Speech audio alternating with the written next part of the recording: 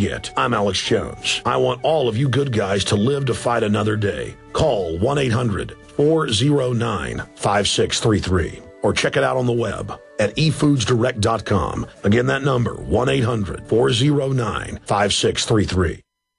Hi, this is Alex Jones. Did you know that the global elite are now storing non-hybrid seeds in secret storage vaults near the Arctic Circle? Did you know that in a real meltdown, non-hybrid seeds can become more valuable than silver or gold? It's true, seeds have outperformed even gold and silver before in this country, and it's possible that could even happen again. So our friends at Solutions from Science have put together the perfect mix of non-hybrid seeds.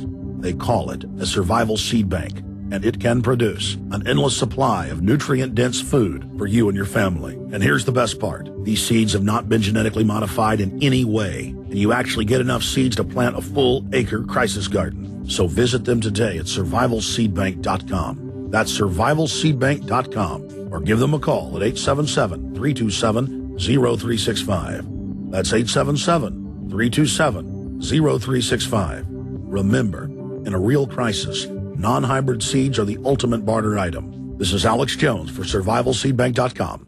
Hello, friends. This is Alex Jones. You've heard me talk about Cal-Ben 5-star soaps for years.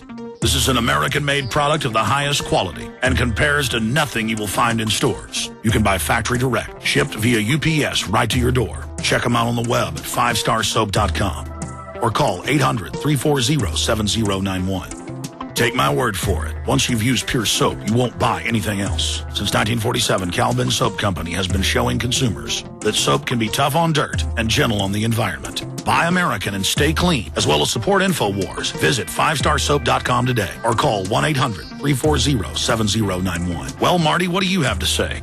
As founder and owner for over 63 years, satisfaction is guaranteed or double your dirt back. Call us at 1-800-340-7091 for a free catalog or visit our website, 5starsoap.com. Thank you.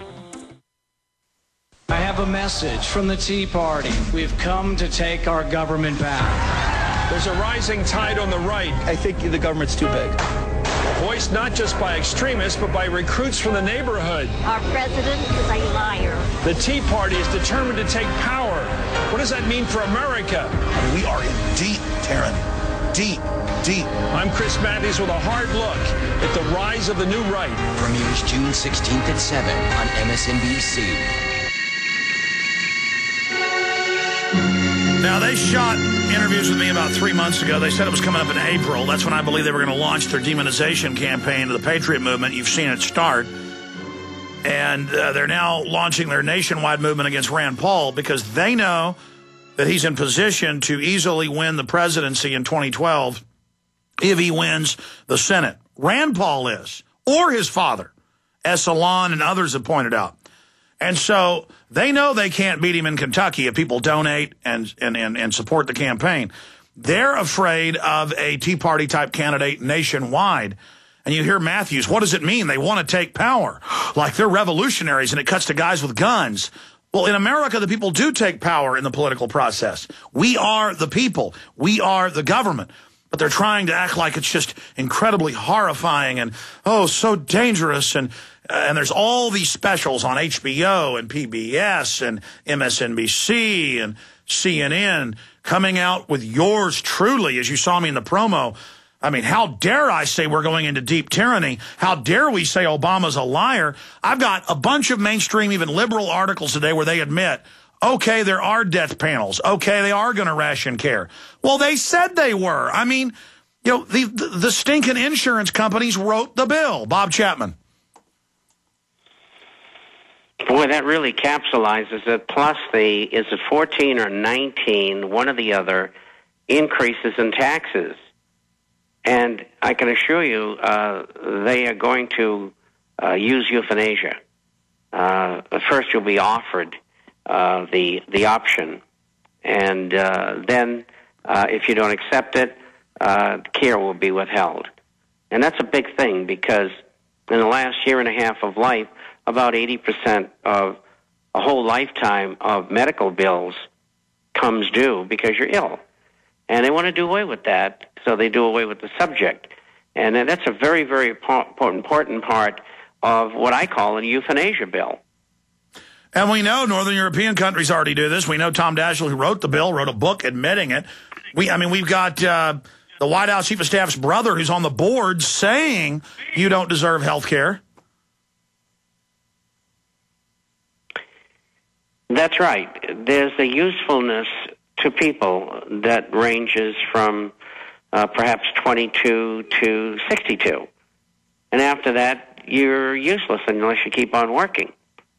And people seem to think that it's a great idea being retired at 50 or 55 or 65.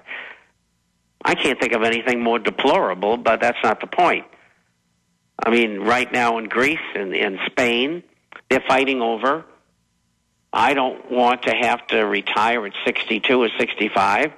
I like the old rules when I can get out at 50. I mean, what can they be thinking of?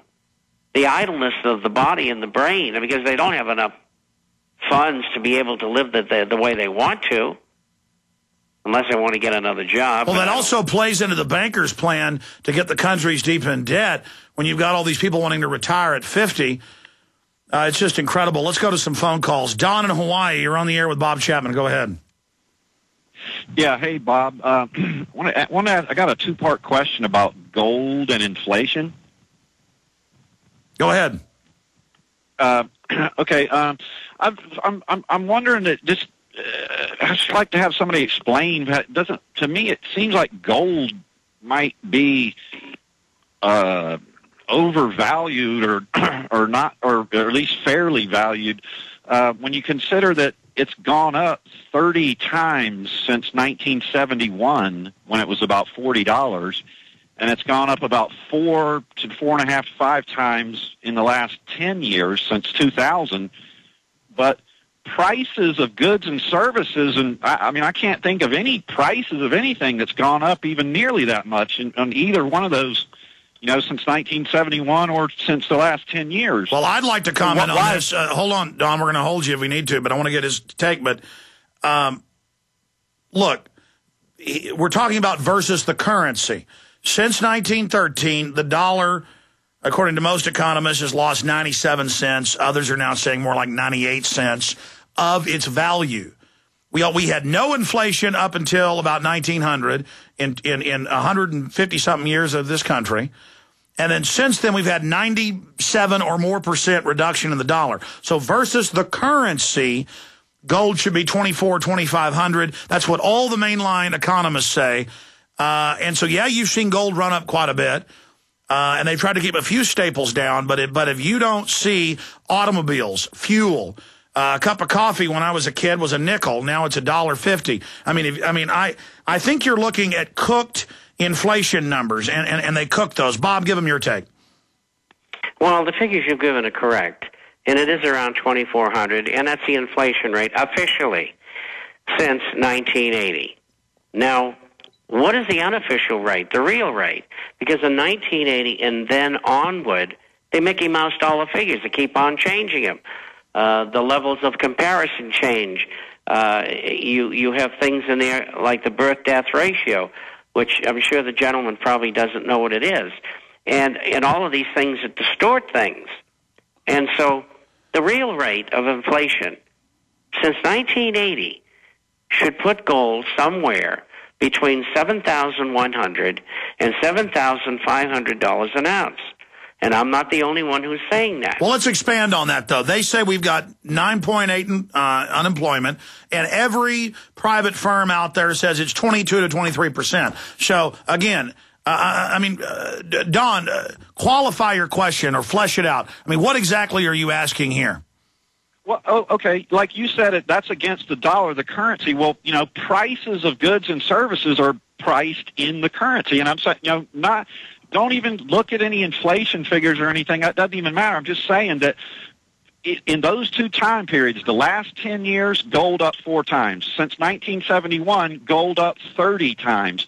Prices of things priced in the currency aren't up that much. I mean, a car, a cup of coffee, a haircut doesn't cost 4 times what it cost 10 years ago. So I don't understand. I mean, well, that's because they artificially held gold down more earlier, so it's made most of its gains to get closer to where it should be in recent history. Bob? That's true.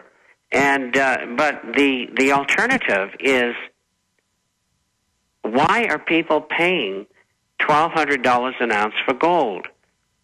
You know, it was only a few years ago that people would say to me internationally that the Indians from India, who own about 1/3 of the gold on the face of the earth, they would never pay over $600 an ounce. I just got figures today. I got them right in front of me. The Indians and the Chinese, their consumption of gold is